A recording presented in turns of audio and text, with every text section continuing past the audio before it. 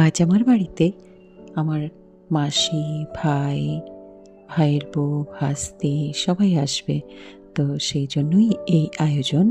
তো আমি কি রান্না করেছিলাম সেটাই আমি আপনাদের সাথে শেয়ার করছি।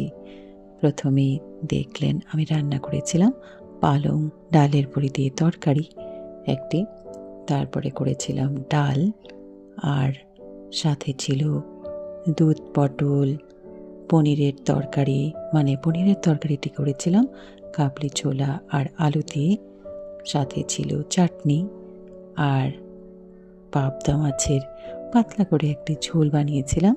এইদিকে মাটনেরও ঝোলই বানিয়েছি, সাথে পিঠে পুলিও ছিল। তবে পিঠে পুলির ব্যাপারটা খুব একটা ভালো করে উঠতে পারিনি। আর এদিকে ভাত, সাথে টাটা। ও আরেকটি আইটেমের কথা তো বলতেই ভুলে গেলাম, ডালের সাথে ফুলকপি, মটরশুঁটি, ধনেপাতা দিয়ে ভাজাও ছিল একটি।